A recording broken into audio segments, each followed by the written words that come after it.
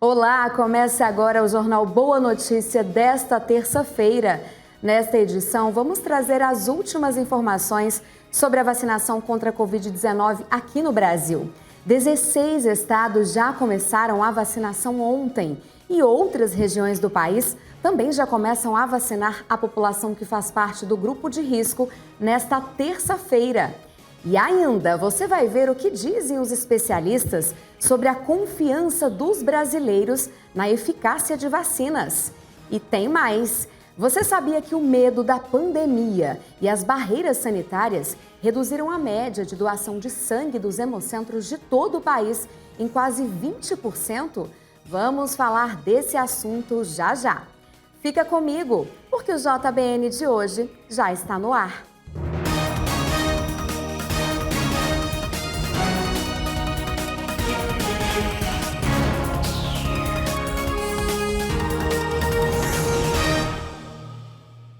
Muito obrigada a você pela companhia aqui no Jornal Boa Notícia. Continue conosco, nos acompanhando pela TV ou pelas nossas redes sociais aqui na TV das Bênçãos do Pai. Agora a gente fala de 16 estados brasileiros que já começaram a vacinação contra a Covid-19. 15 deles ontem. O pioneiro foi o estado de São Paulo, que iniciou a imunização já no último domingo, minutos depois que a Anvisa autorizou o uso emergencial da Coronavac. Que notícia tão esperada, né? É com muita alegria que a gente fala disso. E outras regiões do país também já começam a vacinação nesta terça-feira. Apenas Rondônia não havia ainda recebido as doses da Coronavac, pelo menos até às 9 horas da manhã de hoje.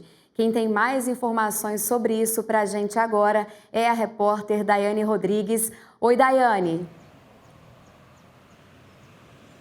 Isso mesmo, Carol. Ao todo, nesta primeira etapa, o Brasil conta com 6 milhões de doses do imunizante fabricado pela farmacêutica chinesa Sinovac em parceria com o Instituto Butantan. Com a chegada das primeiras doses da vacina Coronavac, que começaram a ser distribuídas na manhã de ontem pelo país, já estão sendo imunizadas pessoas com 60 anos ou mais que vivem em asilos, pessoas com deficiência institucionalizada, toda a população indígena e parte dos trabalhadores da saúde. Além de São Paulo, que você citou, Carol, os estados do Rio de Janeiro, Espírito Santo, Rio Grande do Sul, Amazonas, Mato Grosso, Paraná, Pernambuco, Minas Gerais, Maranhão, Mato Grosso do Sul, Ceará, Goiás, Piauí, Santa Catarina e Tocantins já iniciaram a imunização até amanhã desta terça-feira. Em Goiás, por exemplo, Carol, a campanha de vacinação teve início na cidade de Anápolis, que fica a 50 quilômetros da capital. A primeira a ser imunizada foi uma aposentada de 73 anos que mora em um abrigo. O estado goiano recebeu 7% do total das doses distribuídas. Já no Piauí, o primeiro a receber a dose foi um médico obstetra de 75 anos, que atua há 45 anos em uma maternidade do estado e tem mais de 20 mil partos realizados na carreira. Lá chegaram 61.160 doses da vacina Coronavac. Em Santa Catarina, um enfermeiro foi o primeiro a ser vacinado. De acordo com a Secretaria Estadual de Saúde, o estado recebeu nesta primeira fase 144.040 doses da Coronavac. E Minas Gerais começou na madrugada desta terça-feira. Das 577 mil vacinas recebidas, 60 mil vão ficar em Belo Horizonte e as demais vão ser distribuídas para 28 superintendências regionais de saúde no estado. Lá também vão seguir o Plano Nacional de Imunização. Ainda nesta terça-feira, Carol, a previsão é de que as demais localidades comecem a vacinação. São elas Acre, Alagoas, Amapá, Bahia, Pará, Rio Grande do Norte, Rondônia, Sergipe e Distrito Federal. Eu volto para o estúdio. Muito obrigada, Daiane, pelas suas informações. Vale lembrar que o início da vacinação no Brasil não significa o fim da pandemia, então a gente ainda assim tem que continuar com todos os cuidados, usando máscara e higienizando sempre as mãos e tudo que está por perto, né? E o Brasil foi pioneiro na incorporação de diversas vacinas no calendário do Sistema Único de Saúde. Mas a alta taxa de cobertura, que sempre foi um motivo de orgulho para o país, tem caído nos últimos anos, infelizmente. Por isso, é sempre bom reforçar que é preciso deixar o cartão de vacinação em dia. Isso é muito importante para a nossa própria saúde. Vamos ver. No Brasil, as vacinas são vistas como políticas públicas de saúde. Porém, nos últimos anos, tem se aumentado a desconfiança sobre os benefícios e a eficácia delas. Durante esse tempo de pandemia, a situação ficou ainda mais escancarada, mas nós devemos reafirmar a importância desse recurso. Bom, eu vim me vacinar porque eu acredito nas vacinas, acredito tanto na proteção individual, na minha proteção, como numa forma de proteção social. Então, acredito muito que a vacinação é imprescindível para a gente erradicar doenças, para a gente ter uma sociedade livre de várias doenças sérias, como já aconteceu, devido à vacinação de tantos anos, a gente conseguiu erradicar. Infelizmente, ultimamente, devido a algumas pessoas que têm feito campanhas contra, algumas doenças têm voltado, como o sarampo. Então, eu acredito muito nas vacinas, acredito que é um ato tanto para si, para a sua proteção, como para a proteção da sociedade como um todo. A vacina, a partir do momento que ela é introduzida no organismo, ela vai gerar células de defesa. Que essas células de defesa ela vai produzir uma imunidade, uma resistência no corpo, evitando com que os vírus ou as bactérias, ela vem no nosso organismo e dá uma reforçada. Ainda que existam alguns poucos movimentos contrários à vacinação no Brasil, este biomédico afirma que a maioria das pessoas entendem o benefício desta prática. O pessoal tem vindo, o pessoal quer se manter saudável, procura vacina justamente para se manter saudável. E realmente tem algumas pessoas que são contra, é até curioso porque as pessoas têm medo da vacina e não têm medo do vírus, Ele reforça que podemos confiar na eficácia das vacinas. As vacinas elas têm que passar por rigorosos processos de segurança e eficácia, Tem que serem regularizadas por órgãos como a Anvisa, os órgãos regulatórios da área de saúde, e só então elas são disponibilizadas para o mercado.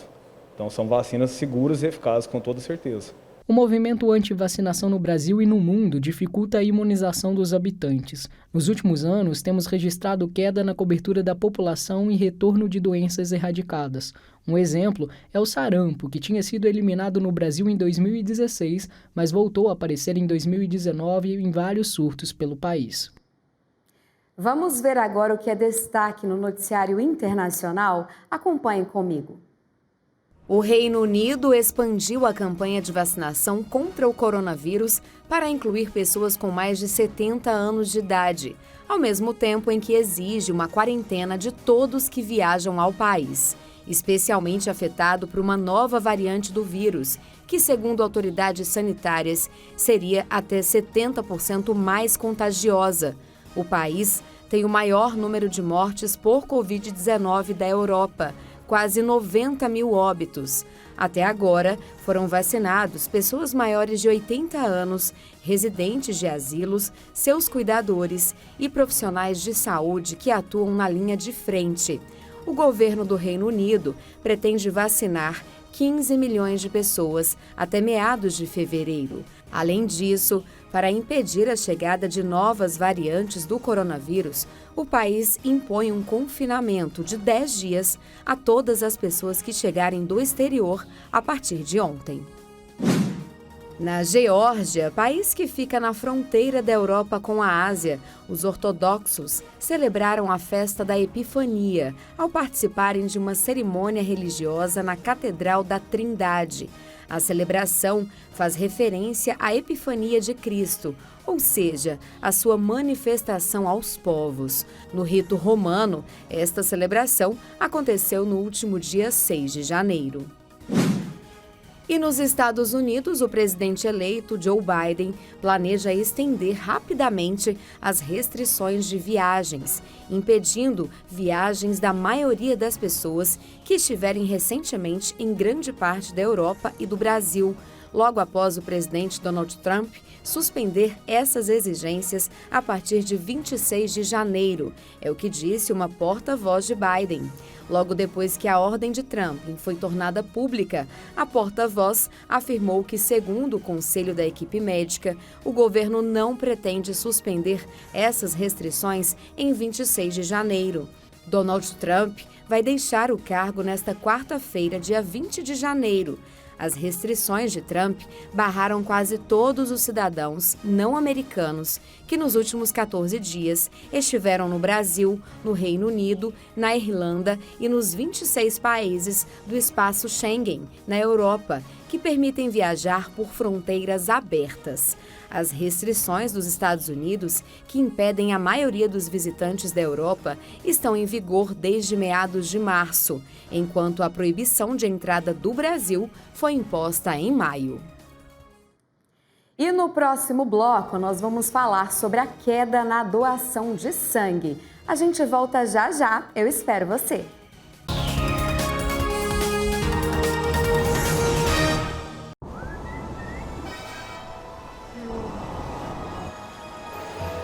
Para você que está aqui na Rede Pai Eterno.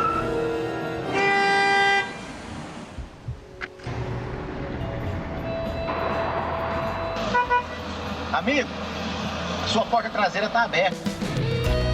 Obrigado.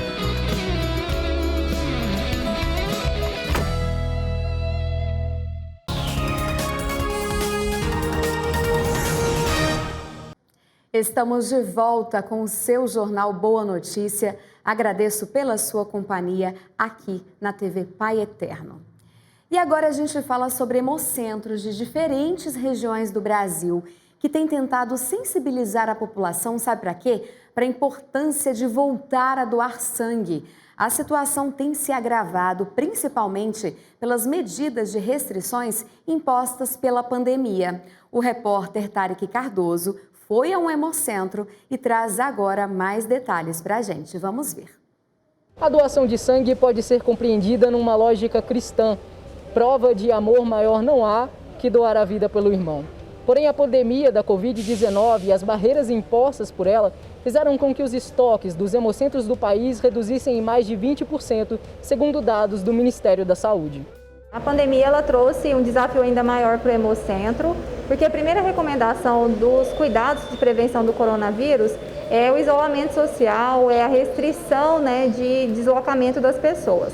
Então, nós trabalhamos na contramão disso. Nós precisamos que as pessoas venham até o hemocentro fazer sua doação de sangue. Então, esse já foi um grande desafio. No início da pandemia, isso chegou até 36% da queda no número das doações. Em contrapartida, nós tivemos um cenário de aumento de consumo de sangue nos hospitais. Por quê? Porque abriram-se hospitais de campanha em todo o estado. Isso demandou um número maior de sangue a ser distribuído, porque foram novos serviços credenciados. E, com isso, lançou um desafio ainda maior para nós. Além do que, a recomendação era que as pessoas ficassem em casa. Então, para isso, nós lançamos uma estratégia de coleta de sangue com unidade móvel nos condomínios, que surtiu bastante efeito, mas depois da reabertura do comércio, essa balança desfavorável ela se intensificou ainda mais. O Hemocentro de Goiás registrou quedas, porém não tão alarmantes como em alguns outros estados brasileiros. Durante a pandemia, os hemocentros viveram e estão vivendo ainda momentos de muita dificuldade. Tem estados que chegaram a um déficit aí de mais de 50%, 60%. Tem hemocentro que tem estoque para um dia. Nós, graças à contribuição dos goianos, à solidariedade dos goianos, não chegamos nessa realidade. Mas a gente precisa contar com a continuidade desse apoio das doações, que as pessoas continuem doando, a pandemia não acabou, o desafio ainda é enorme. Então, quem está em bom estado de saúde, nos ajude a contribuir com o estoque para que nenhum paciente fique sem atendimento. Mas quem se encaminha para a doação de sangue não precisa ter medo. O cuidado aqui em Goiás, como em todos os hemocentros do país, tem sido rigoroso e várias medidas foram adotadas para a prevenção de propagação da Covid-19. O primeiro cuidado que foi adotado é o agendamento. Então, nós ofertamos o atendimento mediante um agendamento prévio, seja pelo site agenda.hemocentro.org.br, seja também pelo nosso telefone 0800, que é o 0800 642 0457. Com isso, a gente evita aglomerações aqui no nosso serviço. A segunda medida foi manter um distanciamento entre as pessoas dentro do espaço. Então, a gente tem um distanciamento de mais de 1 metro entre uma cadeira e outra. O doador é recebido já no início do atendimento, bem na entrada do nosso serviço, recomendando a higienização correta das mãos, a antisepsia com álcool em gel. Em todos os ambientes, nós ofertamos álcool em gel para que ele tenha a oportunidade de fazer a higienização várias vezes. Recomendamos também que ele venha e fique de máscara durante todo o atendimento e que também na sua vida cotidiana ele tome seus cuidados. Então, continue usando máscara, evite aglomerações e caso ele tenha algum sintoma, que ele não doe sangue. Então, quem teve sintoma de coronavírus, né, de Covid-19, ou teve contato com algum caso suspeito, ele está impedido de doar por um período. Então, quem teve contato com caso suspeito está impedido por 15 dias e quem teve qualquer sintoma gripal, 30 dias. Pedro doou sangue pela primeira vez. Ele conta que superou os desafios impostos pela rotina diante da atual necessidade de novos doadores. Eu tinha visto que, primeiro eu fiquei sabendo que o meu sangue, como ele é O positivo, o estoque já é baixo. E agora, durante a pandemia, eu fiquei sabendo que está mais baixo ainda. Eu vi num post na internet. E aí eu sempre quis doar, mas eu sempre estava fazendo outras coisas e eu não lembrava de doar. E aí agora, por conta disso, eu resolvi vir aqui. Um gesto em prol da vida, prova também de amor e solidariedade que transforma a vida de muitos de nossa sociedade. Nós estamos vivendo um momento muito difícil, né? Um desafio para todo mundo, no trabalho, na vida cotidiana, nós mudamos hábitos de vida e pensar no outro é uma das coisas que tem sido mais colocada em discussão, rever nossos valores, né? O que realmente importa para a nossa família, pensar no coletivo, né? A vacinação é um ato de pensar na coletividade, o fato de se isolar, mesmo que eu não seja um grupo de risco, eu estou preservando o outro também. E a doação de sangue, ela caminha nessa linha de raciocínio. A gente busca contar com a solidariedade das pessoas, com o altruísmo, com a doação voluntária e desinteressada. Todo mundo está sempre comemorando alguma coisa, mas a gente também pode fazer essa doação para outra pessoa para que ela possa ter a oportunidade de comemorar também, né? E é sempre bom reforçar quem pode doar. Na pandemia, nós alteramos também os critérios de doação. Então, a idade antes era de 16 a 69 anos. Hoje, a gente está recomendando que os idosos não doem sangue, porque eles são um grupo de risco. Então, o critério é de 16 a 59, acima de 50 quilos, estar em bom estado de saúde. E lembrando que quem tomou vacina precisa aguardar um período para doar sangue, seja de 48 horas a 30 dias. A da gripe, por exemplo, impede por 30 dias. E você sabia que o Brasil está em primeiro lugar na lista de países com maior incidência de raios do mundo? São mais de 77 milhões de descargas elétricas no solo a cada ano. E esse número não só impressiona, como também preocupa, por trazer risco de morte, é claro. A nossa equipe conversou com um especialista no assunto. Vamos acompanhar. O Brasil está em primeiro lugar na lista de países com maior incidência de raios no mundo. São mais de 75 milhões de descargas no solo a cada ano, e isso causa grande preocupação. Mas quais os cuidados devemos tomar? Vamos conversar agora com um especialista para saber quais os cuidados devemos tomar. Guido, obrigada por falar com a gente, né? E primeiro eu queria que o senhor começasse falando o que causam os raios. Os raios, eles se formam da seguinte maneira. Começa a surgir uma nuvem, evapora uma poça d'água, ela vai subindo em direção vertical para cima, né? Claro, subindo tem que ser para cima. Aí, conforme vai diminuindo a temperatura, ela vai se condensando. E à medida que vão chegando outros vapores d'água, vai se tornando uma nuvem cada vez maior. Vai chegar num ponto que ela, dependendo da quantidade de nuvens que vai se agregando ali, de vapores d'água, ela vai se tornar uma nuvem chamada cumulonimbus, que é a nuvem dos raios.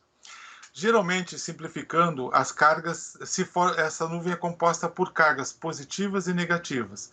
De uma forma geral, as cargas negativas ficam na parte de baixo da nuvem e as cargas positivas na parte de cima. Quando isso se carrega a tal ponto que isso precisa ser descarregado em algum lugar, geralmente, também de uma forma natural, vem em direção ao solo, um ponto dessa carga vai descendo como se fosse uma corrente elétrica luminosa.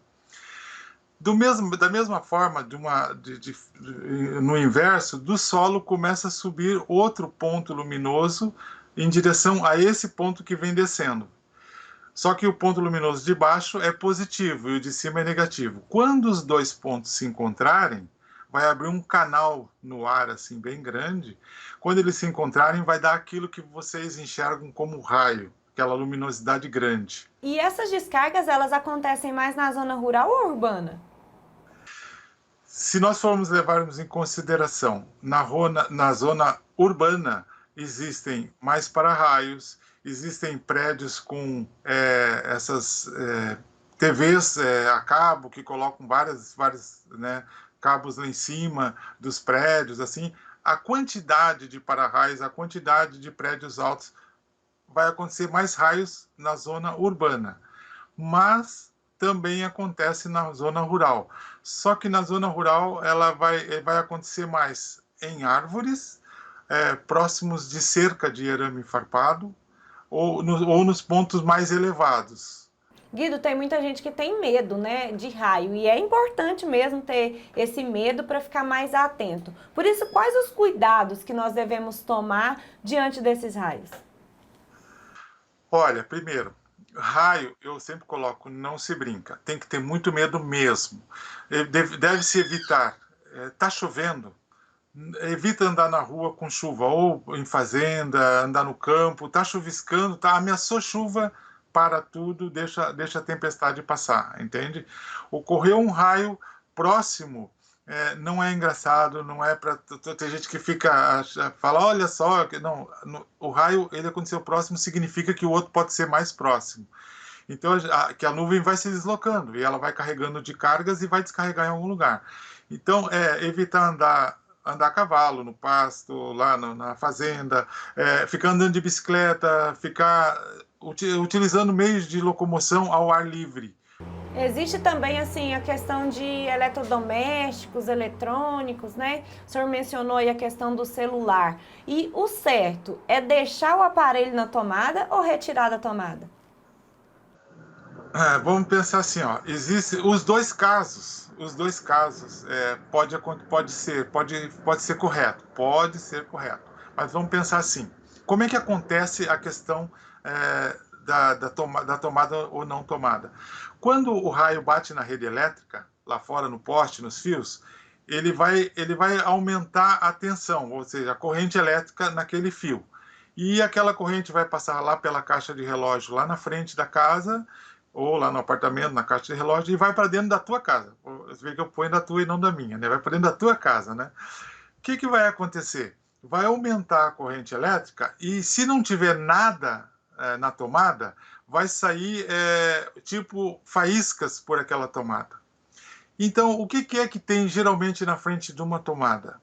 Tem uma cortina, tem um sofá ou uma cama box.